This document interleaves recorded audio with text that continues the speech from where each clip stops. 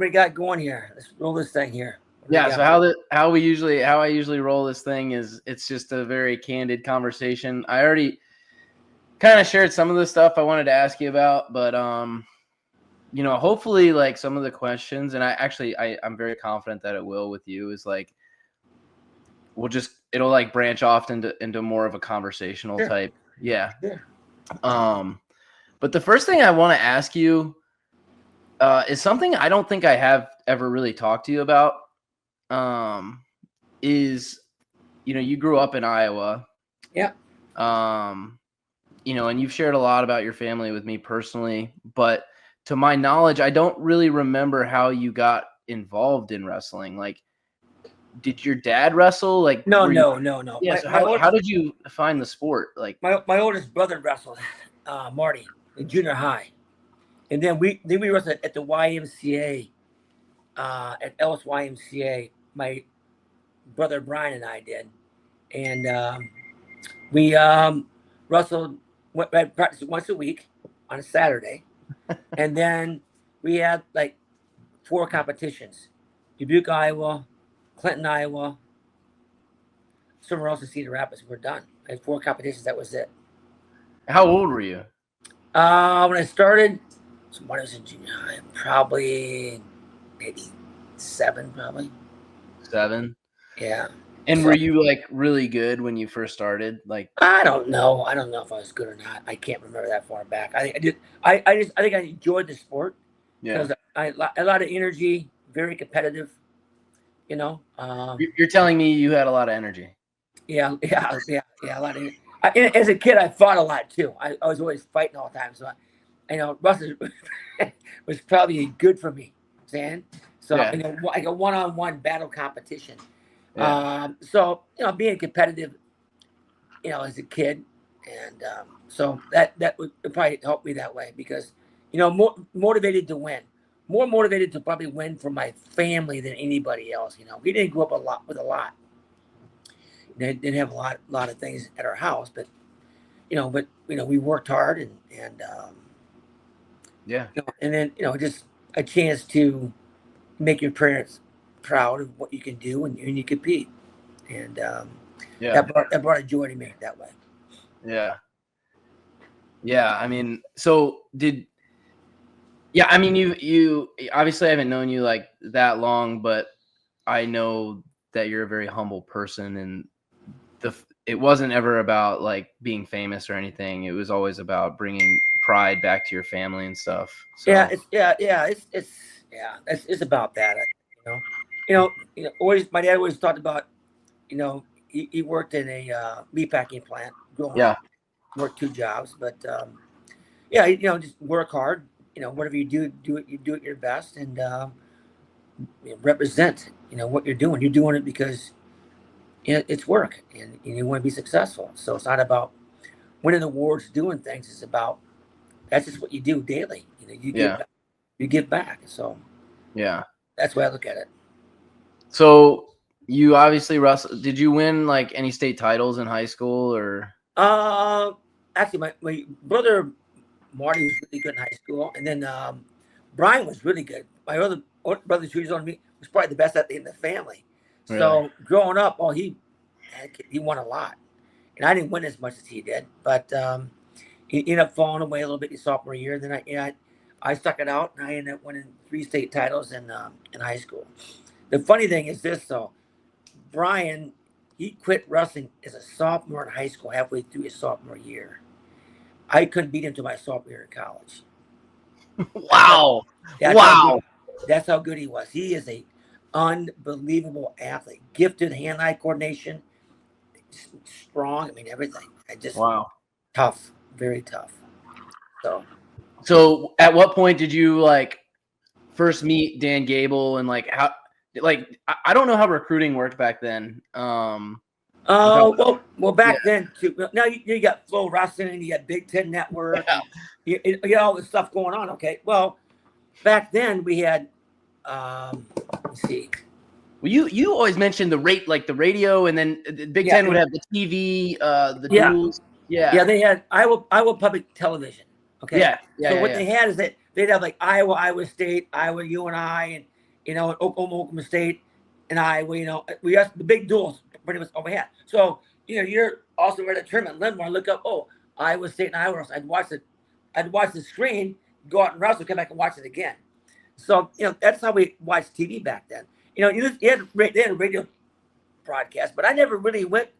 I might have only went to 2 Iowa duels my whole high school career because, you know, I'm in high school with my own guys. Yeah. You know, and to me, it's like, yeah, I'd watch them on TV and on Sunday or Friday night, you know, stuff like that. But mainly, I just watch the Iowa Public TV and listen to radio, and it's, you know, because I'm with my high school team, and my job is to perform for them and do my job for my coaches, etc.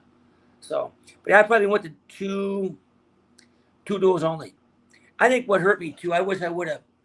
In 1980, the NCAAs were in Iowa. 79 or was it 80? Might have been 79. They were in 80 in Ames, Iowa. I wish I would have NCAA tournament. Yeah, my senior year in high school. I wish I would have went there and watched that tournament, just be in that atmosphere like that. Yeah. I think my freshman year of college, I got a little nervous there. Yeah. And it cost me. It cost me. I think it cost me a chance to be in the finals. I got a little nervous and stuff like that. But if I'd have been there before and seen it, been around it, maybe not. You know, I go, I'm not going to go until I qualify. But yeah, 79 was at Iowa State. Yeah, so in hindsight, I probably should have went to the tournament and watched the tournament there, been in the atmosphere and seen all the stuff going on. But I was used to it because we had big crowds at Iowa, really big crowds. But you know, but this was the NCAA, so you're really, really there in the atmosphere, 8 masks going on and doing it. Yeah. You know, so but yeah, you live and learn. So how did you first get introduced to Dan Gable? Like how did that connection happen? Actually, what it was is in high school, we had these things at the end of the year, we could like a 2-week period, we could do different things. So our high school coach would take us down to Iowa City and watch practice and stuff down there at Iowa. And then we'd go watch practice and be around the team and stuff like that. I know much about Coach Gable. I'm just a freshman in high school, sophomore in high school, doing it. But Lenny Zaleski, one of our teammates, ended up going to Iowa. And then Jimmy Zaleski, my other teammate, went to Iowa at the same time. So then I got to know him a little bit more that way. But I didn't, recruiting back then, you signed in April after the state tournament. You do one, and they come to your home, watch it a little bit, So, Gable didn't really come to my house. Maybe came once or twice. That was it, And then I don't know if he ever came to a dual meet. Maybe came to one dual meet in high school when I wrestled because he was focused on his team and stuff like that. For sure. And then I go down and do that. But here's the unique thing is this, and then we got done. So we go down there and work out.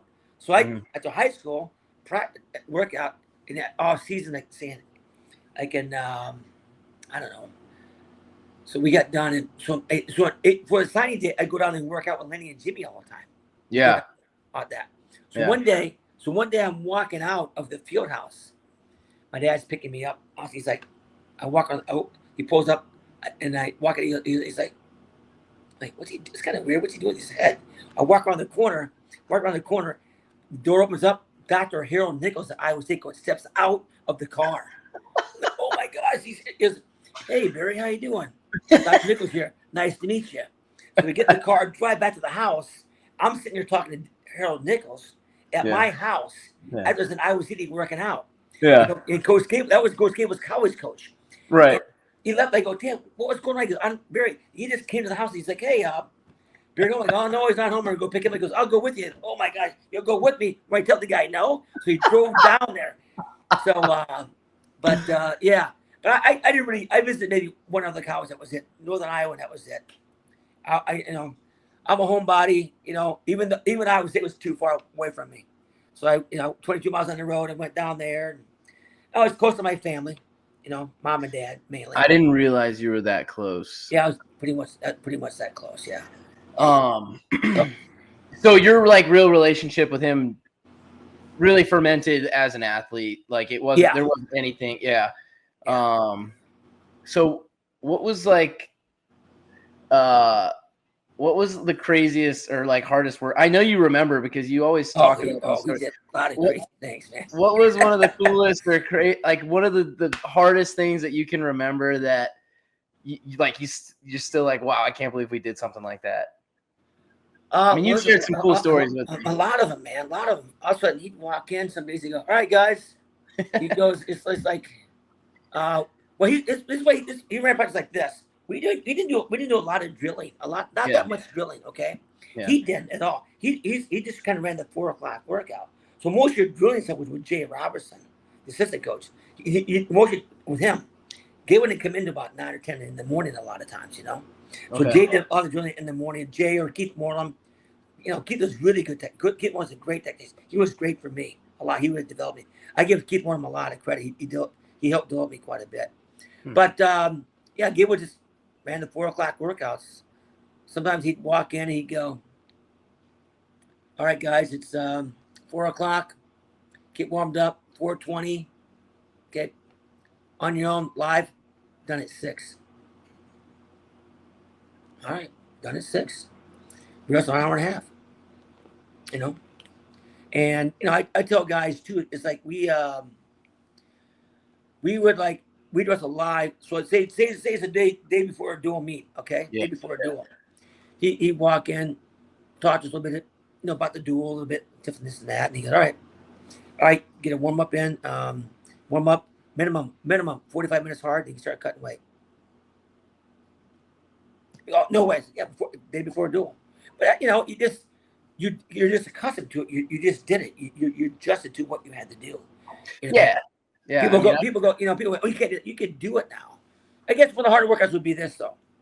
We did top bottom stuff. He would go, all right, here's the deal. Warm up really hard. He would tell us what's going on. We warm up really hard. All right, we're gonna do this. Get a partner. 45 minutes straight, top bottom, no breaks. Reverse, keep going, escape, other man, go back down. When you go, boom, go. We just wrestle. Got done, we're done, we go. So, but we just or red flag workouts, where you just constantly moving for like an hour and a half, just moving and running, jogging, hard wrestling. Your break is walking or jogging in between, pummels, and you just move for an hour and a half. So one time we did this we had a red flag workout.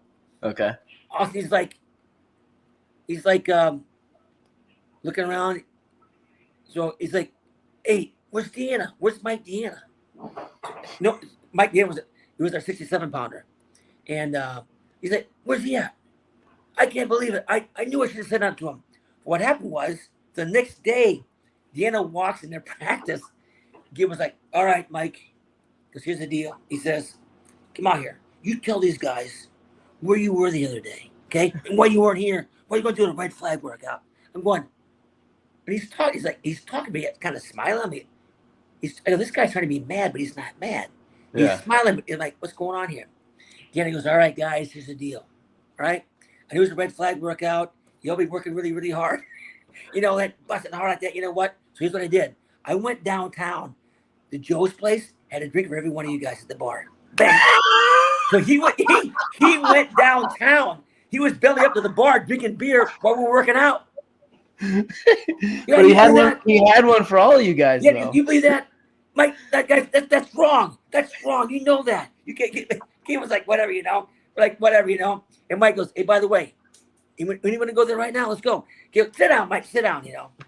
So, but that's hilarious. Yeah, he was. You know what? He was somewhat flexible, but with other people, was not very flexible with though. And but we did do a lot of carver buddy carries upstairs. What he would basically try to do with us a lot of times, we were on the carver and did buddy carries because we went out and drill hard when our legs were tired. So he'd force you to do things when you were tired and do that, And he like and then work out and you're trying to make guys ride, bring guys in. Right, you got to get away from this guy, or you got to ride this guy. Hey, we're doing it. Ride it for 30 seconds. Ready? Go. Next thing, come in. Hey, ride it for 30 seconds. So he made you do things basically when you were kind of exhausted, but you had to perform. You had to perform when you're tired. So in a match, you didn't think about being tired. You just boom, return, Performing. or penetrate, take the guy down. You boom, take the guy down. Let's go on him, on him, on him. So you didn't think about tired. You thought about your mind was about scoring or returning, or getting a takedown or a reshot, whatever it may be. So he was really good at mastering the mind that way, and doing stuff. Yeah, stuff like that. That was what made him technical wise, he was good. Not one of the best technical guys, but the mental part was the key part. He made you visualize and see things, like that, and see your opponent. Hey, what do you think he's doing now? Okay, or what do you think Dark is doing right now? Maybe he might be going on. I don't know. Yeah. He walk away like, what would you say that for? So he make you think about what's he doing. Yeah. Okay. All right. You don't want to go to another rep? Nah, don't worry about it. I'm not sure what Dark is doing anyway. Hey, don't worry about it. You're done. Go ahead. So he'd do things to kind of bring stuff out of you that way. And, it was good. It's so funny. It's so funny you say that. I might have shared this with you when we were walking to go get coffee one day or something, but I got to meet Coach Gable my senior year here at the academy, because Joel Sherritt was our head coach, and Sherritt wrestled for Gable in the 90s, I guess. And he came down to our banquet, the end of the year banquet type thing. He gave the speech and everything, and I went up and said hello. And his first thing was like, how'd you do? This year, how'd you do this year? And I was like, I didn't accomplish my goals. I went like 2-2 at nationals or something. And he's like, well, why'd you lose? Like, what'd you do? And I wasn't really prepared for that. It was like, I'm getting ready for graduation. I'm like getting ready to go join the Marine Corps. I was still upset about how the season ended, but I hadn't really gone back and evaluated. So I just stood there and looked like an idiot in front of Coach Gable. But you're right. Exactly what you were saying. He was trying to get me to think about, why didn't you win, type thing. Yeah. So he made you think about stuff like that, and again, he never said this. Hey, you're going to win that championship. You're going to win that championship. You're going to play league third, whatever. He never said, hey, you're going to win an national. Never said that. Never said, Barry, you're going to win a championship. Hey, are you ready? You ready to go? Hey, what about here? What about saying he just made you get ready and the preparation? He didn't talk about you're going to win a national championship. Now he'd say this though. Hey, one day he said this. He's all right, guys. I can go to the media. I'll be right back. We're going to start working out. Blah blah blah blah blah. No big deal. We started working out, doing that. We're in Iowa State. I'm not sure I can't sure what year it was, but it's freshman or sophomore year. Maybe we wrestled them at home. I can't remember. So we're 1 and 2 in the country. So all of a sudden we're working out. Practice is almost done. The day before, he walks in and goes, all right, guys, here's the deal. Just so you know, I told the media that we win every match. You know what? Don't make me look stupid. You understand? Don't make me a liar. Yeah, don't make me a liar. We won 9 out of 10. Oh man! But he did certain things that way to, I think, motivate you a little bit, And but again, he never said you're going to win. You have to win. Didn't say that. Yeah. He got to know his athletes individual wise and what made each guy tick, and get them to do certain things, So yeah, that's cool. That's I think that's the key, because you asked me something today about, what are you thinking about for this season? I go, well, I know I sit at my desk. I see the schedule every day on the ball. So what I do when I see the schedule is, in my mind, I'm like, okay, I know the NCAAs are here. Yeah. The qualifiers here. And we got Vegas, certain tournaments. So I'm thinking, all right, in my mind, all right, who's going to be at maybe this event? Who's maybe be at this event?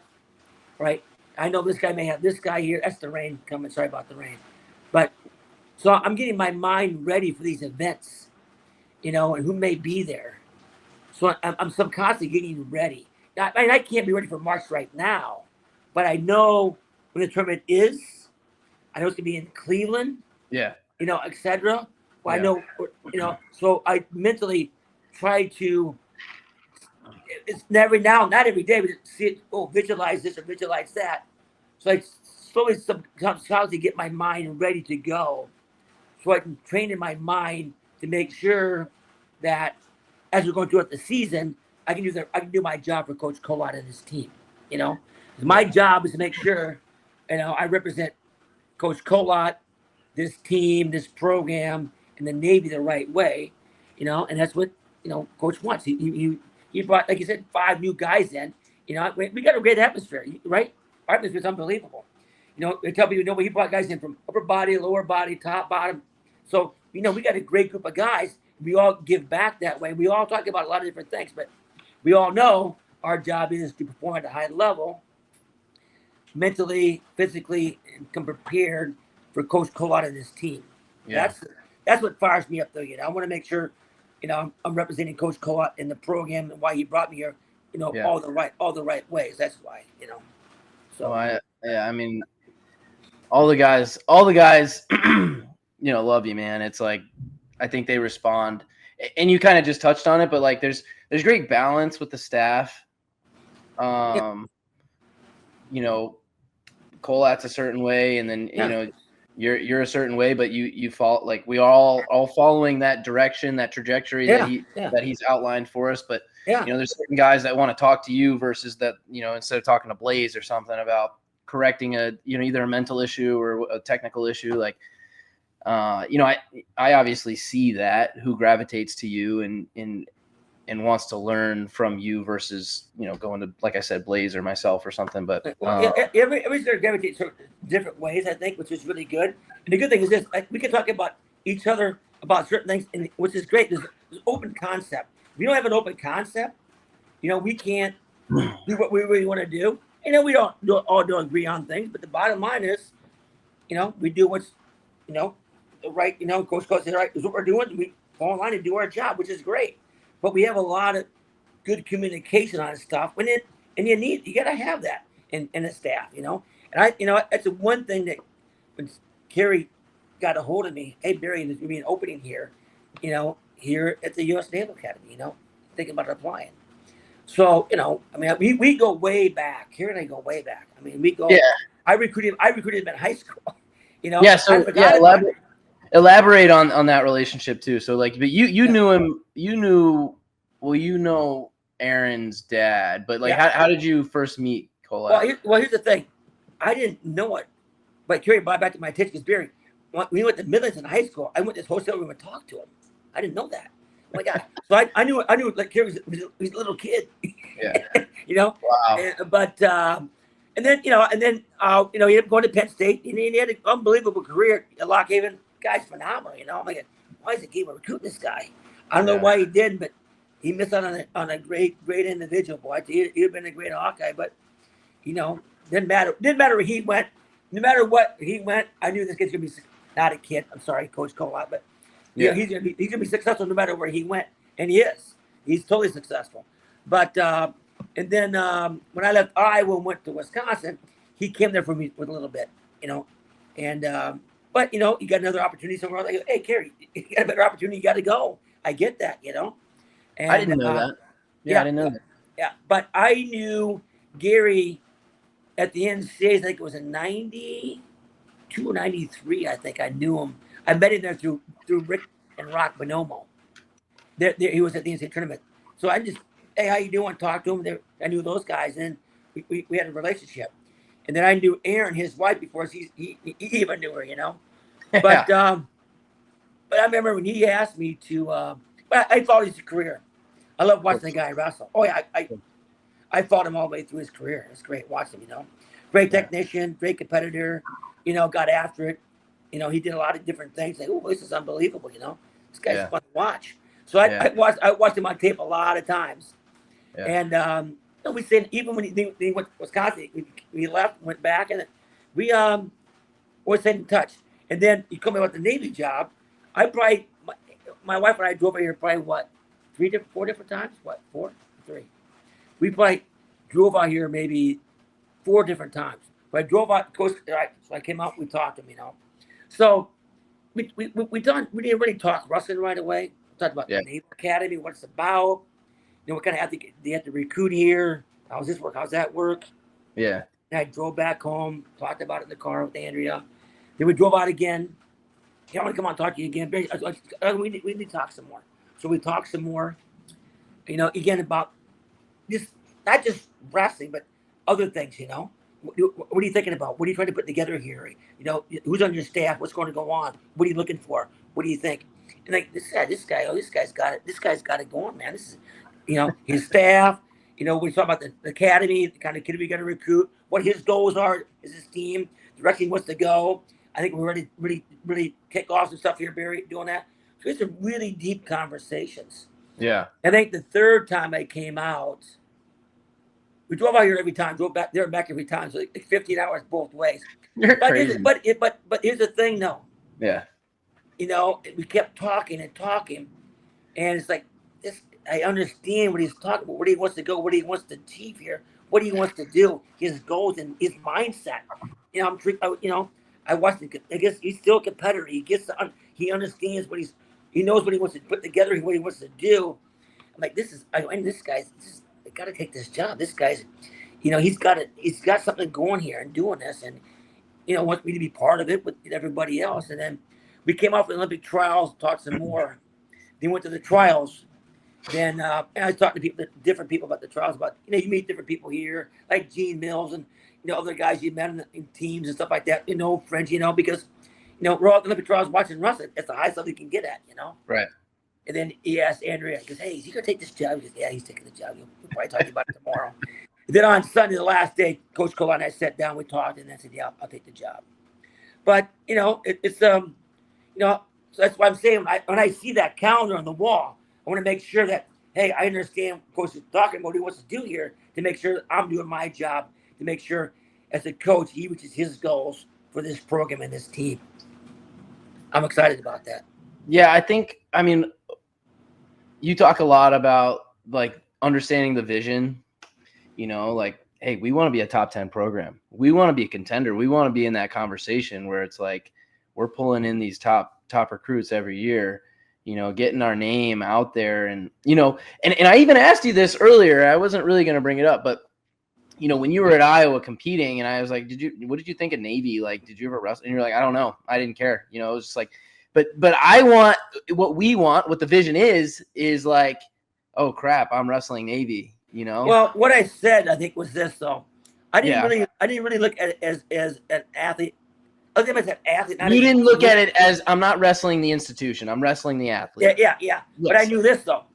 Like a Navy guy, that kid's gonna go hard the whole time. Yeah, 7 minutes. I knew. So in that match right there, the guy said, "You know what? Maybe not slide through, but kind of get through here." Oh, Navy guy. Ooh, I better be ready to go hard 7.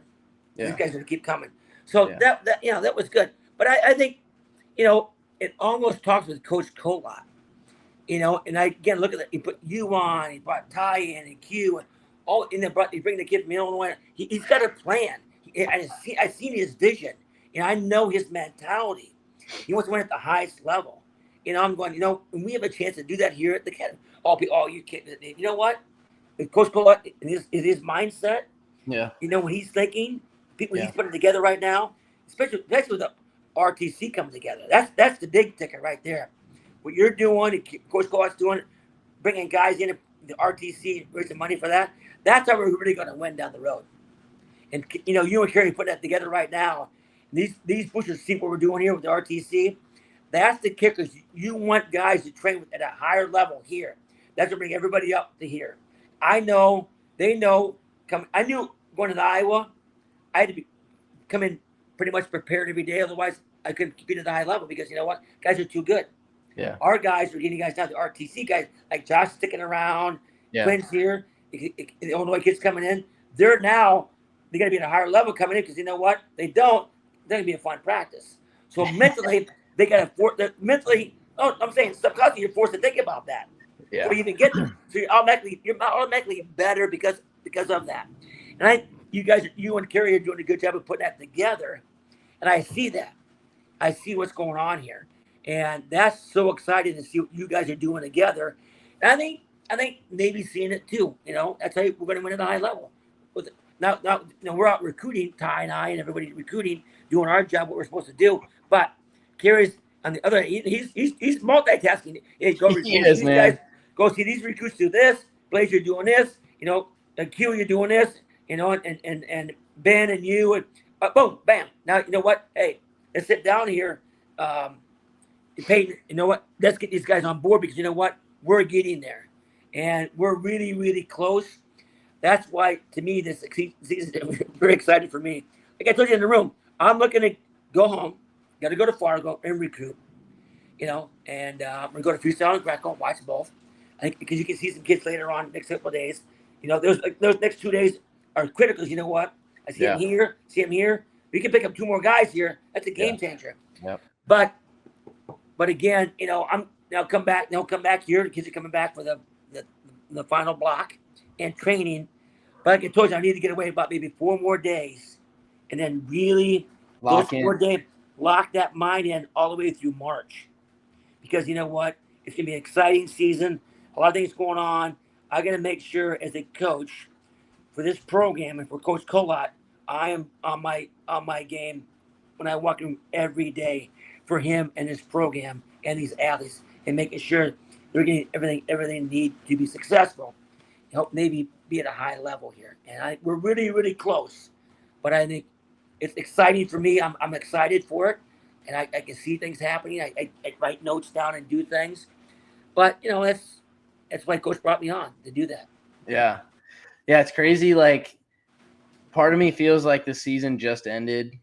I mean, it kind of did, but I also remember when when that last day of NCAA's ended, it was like, I'm ready to go again. Like, let's get this going, Yeah. And I think that's what you're saying is like, obviously, everybody needs some time you got to go see your family. You got to go and all that stuff. But I share your excitement, and you're absolutely right about that vision and how Coach Kolat's able to, I mean, he literally is juggling like 7 or 8 balls at the same time. We got camps, we've got Plebe Summer and the sports period with Plebe Summer. We've got club, we've got, recruiting, every corner of the country. So, and then you have also your team that's kind of shotgun throughout the country right now doing summer training and balancing all their lives and their demands and their needs. But again, that's a part that Coach and I talked about before I took the job. And this guy gets it. He's putting a masterpiece thing together here. And he talked about these guys be doing this. We got to do this, got to do that. He sees the vision. He sees it writing on the wall. Yeah. And he's done. He's put it in place. I just want to make sure that I think we all understand. Blaze, everybody, we all understand that this is our job. We do our job correctly. Because Barry, what are you doing? Or Ty, what are you doing? Or Ben, we all have a job to do. He'll check in with us. You do it. All right, you do your job. Yeah, doing it. Okay, good, doing your job. So even he's putting the pieces together, but he understands. He knows we're all going to do our job and work together. And that's what I like about our program. We can offset guys and we help each other out and give each other ideas. So it's exciting, man. I'm excited. So let's go. Yeah. Since we're kind of talking about this, like, obviously you didn't know me, you didn't know Blaze, Ty, no, I didn't know Ben. Q. So like, what were your expectations coming in, based on those, 3 or 4 visits, conversations with Coach Kolat, and then how did this past year meet or, divert from those expectations? I guess, like, what do you think of work? Like, what do you think about the Naval Academy? And then I'll ask you afterwards, how is it different than being a coach at Wisconsin? Like, well, I mean, again, that was a part of our conversation, Kerry. I mean, this is not your normal university. Any normal university, kids are out in the summertime doing things. Yeah. They don't see Senator Congressman to get into school. There's not, it's not a 4-year institution; it's a 5-year institution. So there's a lot of things that are different here. That's why I'm saying, when Andrew and I drove out here, we talked. Is what you guys talked. Here's what we talked about. This is different than your normal college. They're taking maybe 18 credits a semester. We're the number 1 public school in the country, number 3 overall. So, and this is so I had to, in my mind, I had to readjust rethink college wrestling because I'm not at a university. I'm at the academy. Yeah. Okay. So, we're still, well, you got to recruit different. No, you still recruit the best athletes. You still do the best guys, but do they fit in your program? Okay. Does everybody fit academically and athletically and mentally and physically, So that's why we had some really good conversations, but I didn't know anybody coming in, but I knew this. I knew Coach Kola explained his plan to me, and I trusted that plan because I trust him. Gotcha. So when you trust somebody, I don't need to know. I don't. He's a hire ops guy. Okay, he's gonna hire the right guy. Or is he gonna hire the right fundraising guy? Peyton, he hired the right guy. New assistant, he's gonna hire the right guy. You know what? There's a trust in there. If you didn't trust, you don't join the program. But it's total trust. I bought in.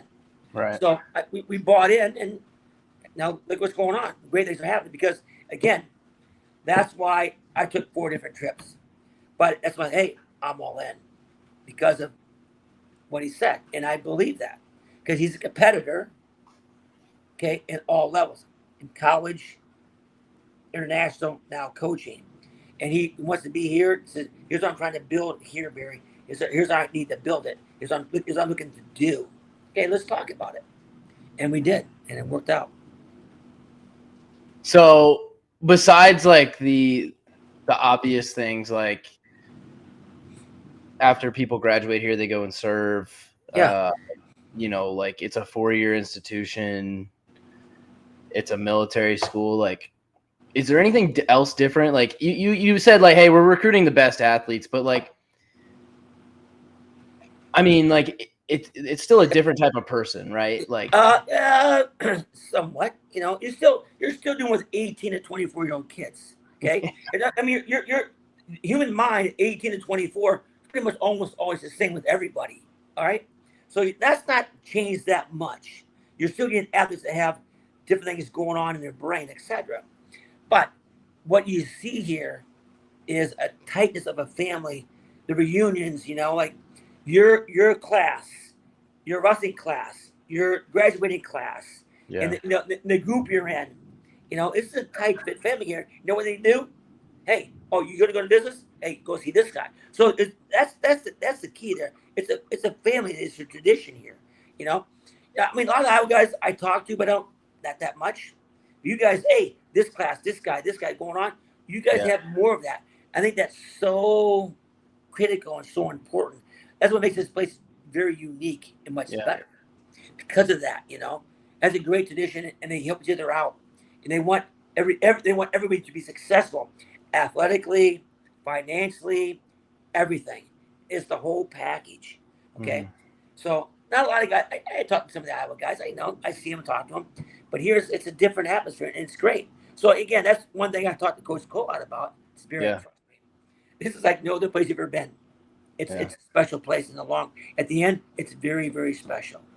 Yeah. So, I always want to, make it special. Athletic is at the same time. We had 2 All-Americans this year, maybe, more next year. We'll see. But I think the guys are on board. They can see what's going on. But if you look at the classes that we put together here, Gary has him and Blaze, they put everything on the board. We talk about it, what we're doing here. Very organized, a lot of good things going on. So it's the future looks very bright. Yeah. It does. And I think just being part of that is kind of special. I mean, and then you've been like very vocal about that, even in the last 40 minutes of us talking about appreciative of the opportunity and stuff. But I mean, we are a part of something I think that is going to be pretty special when it comes to like the Navy wrestling history. Like if we could really create something that makes a huge impact in the national level. I think Kerry sees it. I think the guys are seeing it too. What's going on here? And I think all of our conversations in the office, we talk about different things. Hey, I may talk to you about. I can't. You kidding me? You think I can lock a guy, throw a guy up? I go, hey, Peyton, come here. Hey, what about this in practice? I ask you about that because you know what? I know you're good there. What did he do here? Then I say, hey, you know what? Hey, come here. See Coach Peyton on this. You know what I'm saying? So we know if we know how to do something, we can ask somebody else. They'll tell us how to do it. we get them involved with the athletes. So our minds are always thinking, hey, Yeah. Bill, what about this? What about that? So we all set each other so well in there. Like everything we have in wrestling, upper body, lower body, top, turn, takedown, whatever, we all combined can figure it out. So we're able to give each kid what he needs to be successful. And it just, Yeah. I've only been here, we did here, more than a year, Andrew? Been 1 year. 1 year. Yeah, so I'm talking. He's sitting over here. So we Yeah. got here May 20 into May, by the 28th of May. So I've been here a little more than a year. So a lot of things are coming, and the pieces are coming together. That's what I'm excited about, And I get I'm dreaming about it. It's crazy. I told you the other day, I'm like, why am I dreaming about this for? It's nuts. Because you're passionate about it. Huh? You're passionate about it. And you wanna yes, I'm passionate because I'm passionate because I want to help Coach Colette win at a high level. And I want this program to win at a high level, and people to see what's really going on here with Navy wrestling. We can here's the deal: we can make an impact on young men's lives, and on a program and an institution, but we can make an impact on people throughout the country, throughout the world, because our guys can be successful on the mat, also in their careers and what they do for the United States of America. That's the whole key. Yes, we're training guys. We're training guys not just to be successful athletes, but leaders, men, future, country, world. That's the biggest difference, I should say. Yes, sir. There you go. I think you just hit the nail on the head right there. It's bigger than wrestling. It's bigger. It really is. It really is, for sure. But I think you and I would stand up and fight somebody to the death and argue that the better the wrestler you are, the better person and leader you'll probably be as well. But. True, because the things you got to do to be this sport. You do 5 different things just to get a takedown. This sport's unique. Yeah. You got to run, you got to wrestle, you got to lift, you got to drill, you got to visualize, you got to do so many different things to multitask to be successful. And that's what makes us. We're the greatest sport by far, I think. And we're just trying to create great leaders right now, and we need great leaders. Great leaders, create a great country. So, yeah, we'll see. Last question I had for you, and this might be a tough one to kind of verbalize, and I'll do my best to even articulate the question. But one thing I've noticed through observation and even just through our personal conversations is you have a knack of identifying the needs of athletes and understanding what type of person they are and what makes them click, what motivates them, what they specifically, because everybody's different. Everybody gets motivated in different ways. Not everybody's a Kerry Collat. Not everybody's a Barry Davis. Not everybody's a Josh Coderhant. And again, I think this is a difficult question, but how are you recognizing this and then absorbing that information and figuring out a way to motivate and influence somebody in a positive way and making them a better person and athlete? A lot of different ways. The way I grew up, we didn't have a whole lot. So, you hear people say things and do stuff. So I learned, that some kids doesn't have a whole lot. I understand, sometimes what he thinks, whatever he does. But also, you become successful, more people want to be around you. Yeah. As an athlete, then you get to read those people too. You see who's real, who's not real, stuff like that. I've been through some things too personally with my own family. My mom went really bad depression, stuff like that. So I've seen a lot of things as a child, and experienced a lot of things in life. Yeah. So through those experiences, I look, as a kid about his family or his club, or you ask questions about certain things, and you see him in certain situations. You take time to view and watch your athletes in certain situations. What do they talk about? What means a lot to them? Yeah, what's important to them? What's important to them? Yeah. What's not important to them? How they verbalize with their friends or families, or you analyze things, and you don't come to conclusions quickly on stuff like that.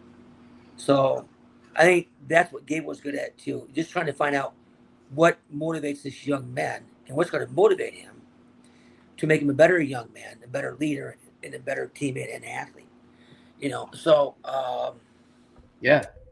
I like to talk, but there's times you got to sit back and you scan the room, you look around and see things.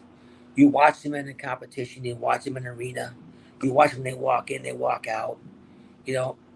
Like a kid, I don't know, I don't like Ricciardi. I don't know Ricciardi right away. I don't know certain guys right now, but as I get to know them, I'm gonna try to figure things out right away. So maybe I've been around a kid for now maybe a year. I can see certain things. He walk, all right, he's walking. I know something's wrong with this kid. He's not. Yeah. He's something on his mind, or something not on his mind. Yeah. So you go, oh, what's going on? How you feel today? So because people are important to me. Right. People are very important to me, and I do what I can to help motivate. It doesn't matter. I don't care if it's a stranger on the street. Yeah. They're a human being, but especially the athletes. So, but yeah, you just I don't know. No, I actually think you answered that really well. And again, it's a tough question to answer. Well, it's like this. I think if something very important to you, you'll find ways to figure things out. So, this program's very important to me, and the success of this program is very important to me. And I think that so my job is to take time to figure things out. Yeah. About these kids and get to know them. Yeah. And understand them. That's all. Yeah, it means that you care about the program, you care about the people on a deep level. No, I mean, I think that's the best answer you could give, but I don't know. You're kind of the Mr. Miyagi of understanding, what makes people click. At least from what when I observe your interactions with people, and I know that's why people tend to gravitate towards you for help. And so I think that's again goes back to Coach Colat's vision and finding pieces of the puzzle to balance the staff out. So I mean, I know it's a tough question, but that's the thing that's made you successful throughout your whole career. Well, we all play a role, okay? We all play a role, okay? My role is I can't teach Rico Romans. I'm out on that. I want to say, here's the deal. I'll say it. Greco guys can wrestle freestyle, but freestyle can't wrestle Greco. That's a fact. Say what you want, man. You put us in the Greco. Well, it ain't happening, dude. You can't. We go to Greco camp, gut wrenches, try to stop a Greco gut without using your legs. Ain't happening. So I'm saying, man. But I just I think we all have a role. We know that role, and we're not scared to share things back and forth, which is really good. I have a question I'll ask. Hey, Coach Blaze, what do you think about this? What do you think about that? Or, I'm seeing. What do you say? I'm okay. Good. I get it. So I think that's important to we feel comfortable to communicate with each other on stuff, and that's another good thing too. If we don't communicate as a staff, we can't get things figured out. And so, but I just I enjoy people, and I like to see. I want to see people succeed. Bottom line, that's the key. Yeah, that's awesome. Is there anything else you wanted to talk about? Not really. You're done with me? How's my leg doing? Hey, I always say, I always grab. I go, Pete, your arm is as big as my leg. How's your leg doing? You're the only four-legged man I know. So, but you know what? It's a pleasure to be here. It is. Andrew and I enjoy it. We have a good time. Everybody's always respectful to Andrew and stuff like that, and we get together as a staff and have a good time together. And what's the game we play? Euchre? No, what's that game called again? Uno. Oh, Uno. That's right, Uno. I forgot. I can't remember. Yeah, it gets pretty intense. Well, that's an understatement. But yeah. But you know what though? but we're all kind of competitive, and it's fun though. It's fun, and it's great. Like what? I didn't put the zero down fast, whatever the skip number on. I got He's stalling. I'm He's used, stalling. I'm used to the old cars, not this new stuff. Like what are we talking about? You know what I'm saying? So, but it's all in fun, all in just, and it's good though, you know. So Yeah. good. Well, thanks for your time this evening, and Yeah, I'll see you tomorrow. go Navy. Let's go. Let's get it Let's done. beat them. All right, Barry. All right, buddy. Take care. See ya.